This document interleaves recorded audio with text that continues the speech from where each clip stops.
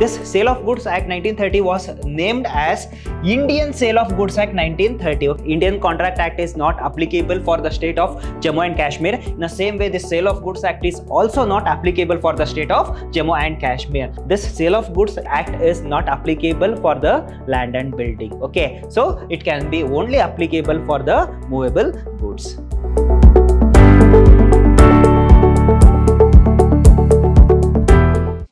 Hello everybody, a warm welcome to one and all. I am Mr. Hemant Kumar from the Department of Commerce and Management, Vidhyaashram First Aid College, MYSURU, the Temple of Excellence.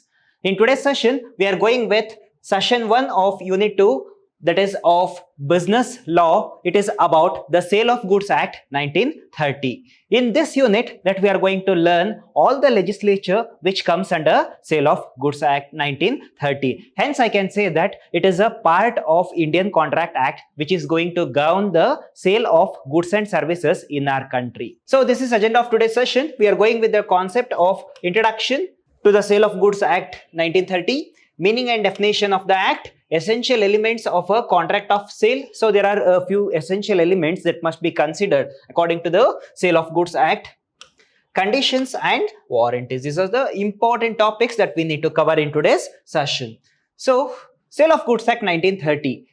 Indian Sale of Goods Act 1930 is a merchandise law. So it is a merchandise law. Earlier, this Sale of Goods Act 1930 was named as Indian Sale of Goods Act 1930. Okay, so earlier days it was Indian Sale of Goods Act 1930, and after that it had renamed as a Sale of Goods Act 1930, and it is a merchandise law. It deals with the commercial aspect, that we call it as a merchandise law. The Sale of Goods Act is kind of Indian contract. As I said, so it is a kind of Indian Contract Act, or else we can say that it is a part of Indian Contract Act which is going to deal with the sale of goods or services in our country, right? And also it came into existence on 1st July 1930. So we call it as a Sale of Goods Act 1930. It is a contract where the seller transfers or agree to transfer the title we call it as a ownership in goods to the buyer for the consideration. So here there are two things that is going to happen. Okay, so first thing is seller transfers. Okay, so he is going to transfer today, or he is going to agree to transfer the product tomorrow, that we call it as a agreement or the sale of goods agreement. Okay, so here the consideration is money and commodity or a goods. Each and everything is measured in monetary terms according to the Sale of Goods Act. First thing. Second thing is it is not applicable for the few properties. So I will let you know how it is. The Sale of Goods Act 1930, it is applicable all over India except the state of Jammu and Kashmir. So as I said, it is a part of Indian Contract Act. Indian Contract Act is not applicable for the state of Jammu and Kashmir. In the same way, the Sale of Goods Act is also not applicable for the state of Jammu and Kashmir. The goods are sold from owner to buyer for certain price at a given period of time. Very simple. Okay, so owner to the buyer means it is the media which is going to transfer the ownership from one person to the another person. Indian Contract Act, there are two parties. Okay, so Mr. A and Mr. B, one is a promiser and another one is a promisee. But here under the Sale of Goods Act, there must be two parties. One is a seller, another one is a buyer. Okay, so in a Contract Act, there was two parties. Okay, so that was a promiser and promisee. Here, seller and buyer, two parties again. So, as I said earlier, it was named as Indian Sale of Goods Act 1930. Okay, so in 1963, the term Indian had removed from the Sale of Goods Act. Okay, so after that few amendment had changed. Okay, finally it was renamed as Sale of Goods Act 1930. Meaning of Indian Sale of Goods Act 1930. The Indian Sale of Goods Act 1930 is a key legislature in India that governs the contracts related to the sale and purchase of goods and services. As I said, this law is applicable for only few products. How? Means according to the Commerce and Management the goods is classified into two categories. One is tangible, intangible. Okay, so tangible goods are the merchandise goods which have a physical nature. Intangible goods are services which does not have a tangible nature or the physical nature. That is tangible and intangible according to Commerce and Management. Okay, so but here according to the Sale of Goods Act, the goods is classified into two categories. One is movable goods, second one is immovable goods. Movable goods are the goods which can be moved from one particular place to another place, but immovable goods are the goods which cannot be moved. The best example for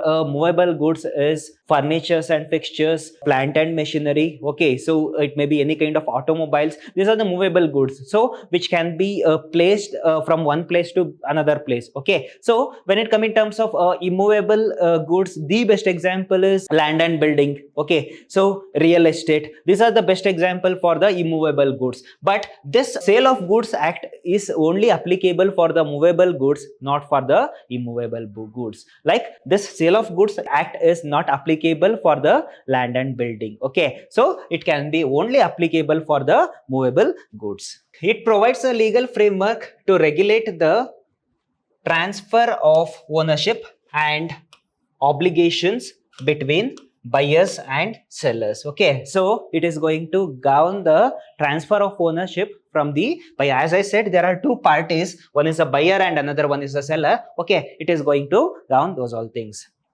Sale of Goods Act transactions. Okay, so Sale of Goods Act is derived from the English means Britishers, that is Sale of Goods Act 1893. And also here there is a beautiful definition that is given by the Act, that is Sale of Goods Act 1930, according to section 4, subsection 1 of the Act. Okay, a contract of sale of goods is a contract whereby a seller transfer or agree to transfer. So as I explained, okay, so at the beginning itself, so we can transfer now itself the goods that is purchased by the buyer, or else he may agree to transfer the goods in future, the property in goods to the buyer for a price. So as I said, each and everything is measured in monetary terms. Property means it is not about real estate. Property is nothing but the goods according to the Act. As I said, this Act is not applicable for the immovable properties. It is applicable only for the movable properties. There is a beautiful definition that is given by the Sale of Goods Act. Essential elements of a contract of sale. There are few essential elements that must be present in contract of sale. Number one, so there must be presence of two parties. As I said, so there must be presence of two parties, Mr. A and Mr. B. So he is a seller and he is a buyer. Okay, so there must be presence of two parties. Okay, so one is a seller and another one is a buyer. But when it comes in terms of Indian Contract Act, I repeatedly say, okay, so one is a promisor and another one is a promisee. Goods. So there must be what? Goods. What kind of a goods? Movable goods. It is not immovable goods. Okay, so it must be a merchandise goods and movable goods that we can say. According to this Act is not applicable for the immovable goods or the immovable properties. Okay, so there must be goods according to the Sale of Goods Act. Transfer of ownership. So what happens, say for example, he is a seller who used to sell the car. Okay, so means he is going to sell the car to the Mr. B, means so he is going to transfer his ownership to Mr. B. Okay, so he is a seller selling the car to Mr. B. He is going to transfer the complete right of a particular product to Mr. B. That we call it as a transfer of ownership. Price. So as per the meaning and definition of this Sale of Goods Act, there must be something called consideration to consider a valid contract according to the Sale of Goods Act also, according to the Indian Contract Act also. The difference between the Sale of Goods Act and Indian Contract Act is, here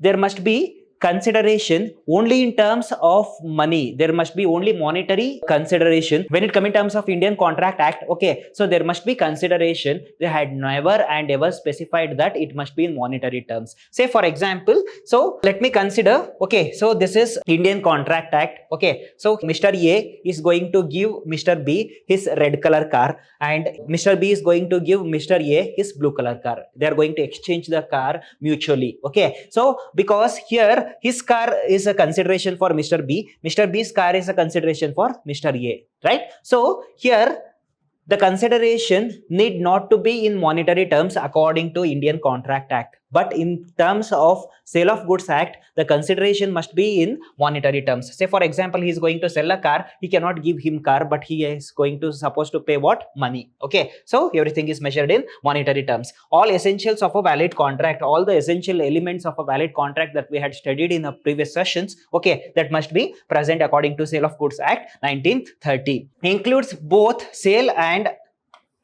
an agreement to sell. So here this Sale of Goods Act is also going to govern the contract of sale and also agreement to sell. Means today itself they are supposed to sell the product, or else they can make an agreement to sell the product in future also. Both the things will be accepted according to the Sale of Goods Act 1930. Conditions and warranties. So here conditions is nothing but terms and conditions that is going to discussed before we enter the contract. Say for example, so what amount that I'm going to pay to the seller, and what quantity and what quality of the goods that I'm going to buy from the seller. Say for example, I'm going to order, okay, so for Apple iPhone, okay, iPhone 15. So which color that I'm going to order, what is the inbuilt, which is the bionic chip that is going to include in the Apple iPhone, okay, so which day it is going to deliver to me, what amount that I'm supposed to pay to the seller. So these all things to be discussed today itself, means before entering the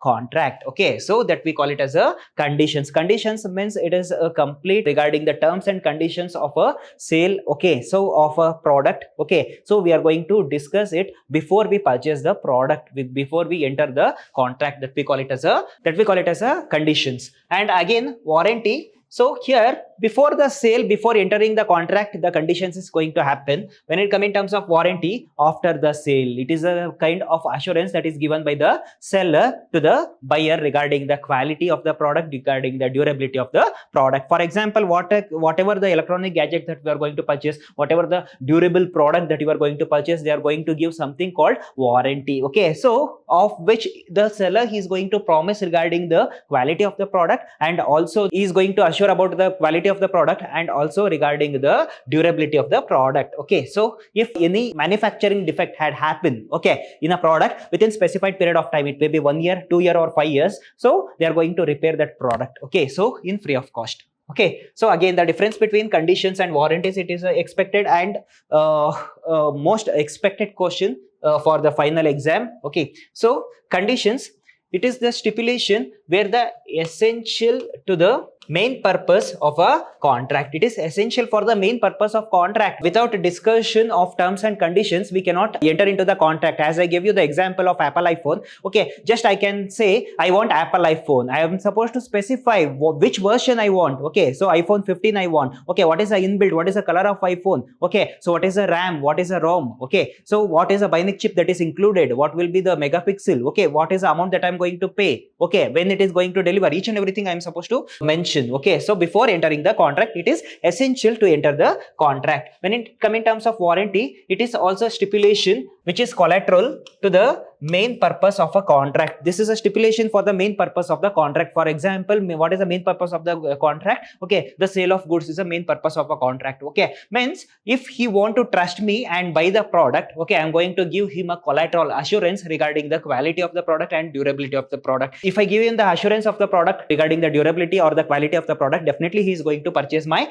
product. So that is a reason all the companies, whatever the mobile company you take, whatever the washing machine, refrigerator, okay, so TV, so whatever the durable product you consider, okay, so that they are going to give the assurance regarding the quality and also the durability of a product. The next difference is conditions is essential and present for execution of goods. So why it is needed? Without execution, this terms and conditions is just a waste of time. Okay, so before executing the good, that we are supposed to do what? Discuss all the terms and conditions. It may or may not present for the execution of goods. Okay, means for example, if we purchase any of the product, there is something called warranty and guarantee. Okay, there are a number of products where they are not going to give the warranty and guarantee. Best example is a China made product. They are not giving any kind of warranty. Okay, next one, a breach of condition will be led to cancellation of contract. So what happened? There is a break of a condition. For example, so what happens? I had ordered for a white color Apple iPhone. He is going to supply the black color iPhone. Okay. So what happened? There is a break of a contract. So what I said, he had not performed. So what happened? The contract will get break. I am not supposed to pay the money to the seller. The breach warranty may or may not led for the cancellation of contract. So breach of contract means I am going to assure him regarding the quality of the product for 2 years. Okay, within 2 years, what happened? There is a manufacturing default that had happened in a product. So here it does not lead for the cancellation. So what happens? So if there is any defect or the default in the mobile, it will get repaired according to the warranty. Okay, so he cannot send back the product just for the problem in the mobile. Okay, so that mobile will be repaired. So it may not lead for the cancellation of a contract. Next one, condition formulate a very base of a contract. Condition formulate a very base of a contract. So this conditions are considered as a basement of a contract or the foundation of a contract. Okay, so based on the foundation only the building is going to stand. Okay, so how strong the foundation is about. Okay, so whatever the things that is going to happen, that must be discussed early itself. Warranty stands as a secondary importance. So if for few products that they won't give the warranty. Okay, but also there it is a secondary importance, means if there is no warranty also we are going to purchase few product. Okay, just because of it is our need. Okay, so for few product they may not give the warranty, but hence I am going to give the second preference for the warranty. Without warranty the sale get happen, but without terms and conditions the sale cannot happen. Next one, a breach of a condition may be treated as contract of repeated, means a breach of condition. Okay, so what happens once the condition had breached the completely the warranty, so as I said, so will be broken. Okay, so when it come in terms of a breach of warranty may lead to the claim for the damages and not lead for the repudent of a contract. So what happened here? We are going to claim for the damages. For example, if any manufacturing defect is there in a product, okay, we are going to repair it, means company is going to repair the product free of cost. But here what happens? The completely we are going to wind up the contract or close the contract. Here it does not happen. So that is the difference between the conditions and warranties. In next session we are going with transfer of ownership in goods and also sale by a non-owner and its exceptions. These are the topics that we need to cover in next session. Thank you.